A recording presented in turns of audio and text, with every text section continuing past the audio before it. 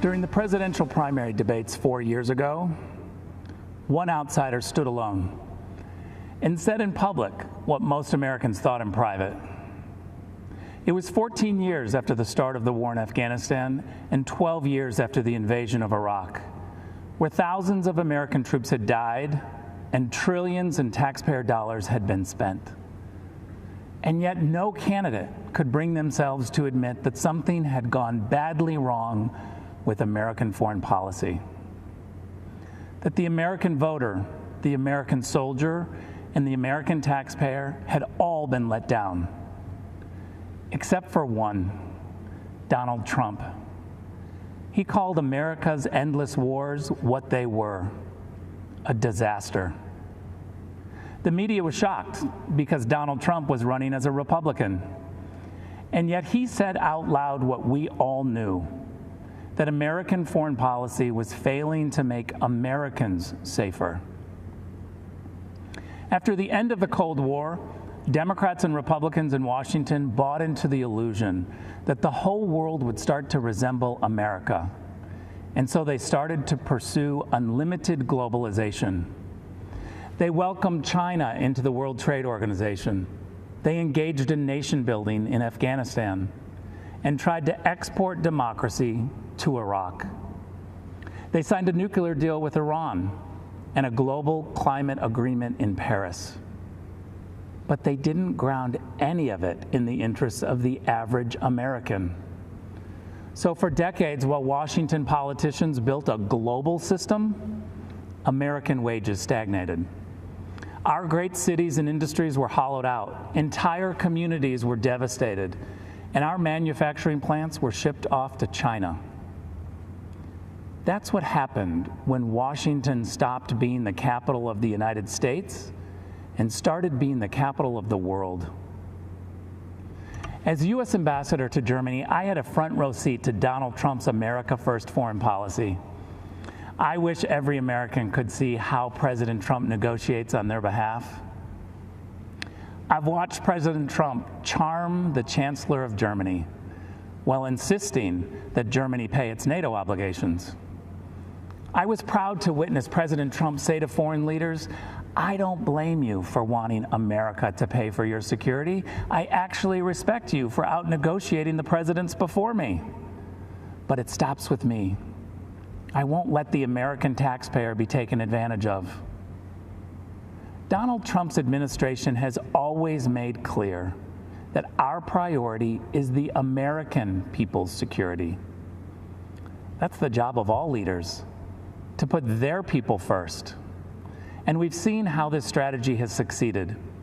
In 4 short years, Donald Trump has led even some Washington Democrats to agree on the Chinese threat, on trade deals that benefit America first, on alliances that share responsibility.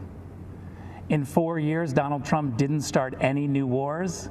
He brought troops home. He rebuilt the military and signed peace deals that make Americans safer. The Washington elites want you to think this kind of foreign policy is immoral, and so they call it nationalist. That tells you all you need to know. The D.C. crowd thinks when they call Donald Trump a nationalist, they're insulting him, as if the American president isn't supposed to base foreign policy on America's national interests. A return to the Biden way of thinking means America gives the radical terrorist regime in Tehran a plane load of cash in the middle of the night.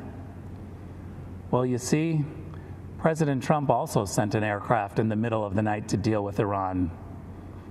But that plane was on a different mission, an airstrike to take out the head of Iran's terror machine who plotted the deaths of Americans. But we also must be clear that when those who seek freedom take tremendous personal risk in places like Hong Kong, Tehran, or Minsk, there is no doubt who President Trump's administration supports. We will always stand with the people who fight for their God-given freedoms. Don't be fooled. The Washington establishment is trying to sell you on their candidate. Joe Biden was first elected to the Senate in 1972, 48 years ago. Well, it's actually the typical Washington story. Just this year, 22 Democrats ran for president.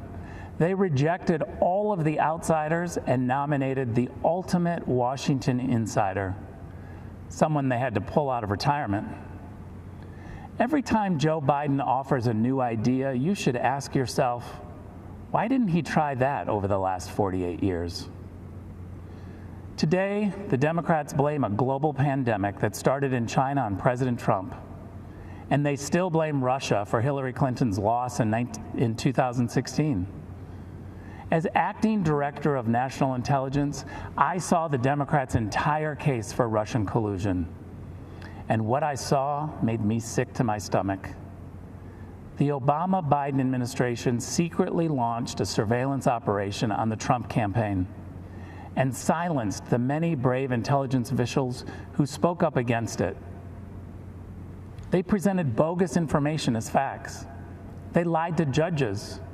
Then they classified anything that undermined their case.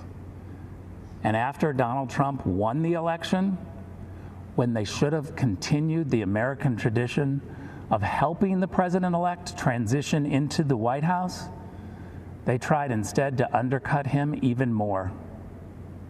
Former Vice President Joe Biden asked intelligence officials to uncover the hidden information on President Trump's incoming national security advisor 3 weeks before the inauguration. That's the Democrats. Between surveillance, classifications, leaks, and puppet candidates, they never want the American people to know who's actually calling the shots. But with Donald Trump, you always know exactly who is in charge. Because the answer is you. You're in charge. Not lobbyists, not special interests, not warmongers or China sympathizers or globalization fanatics.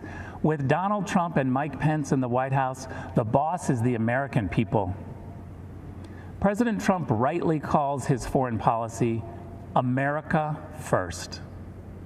America First does not advance the interests of one group of Americans at the expense of another.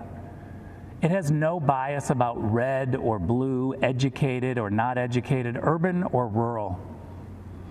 America First is simply the belief that politicians should focus on the equality and dignity of every American, and that this duty is fulfilled by promoting the safety and wealth of the American people above all else.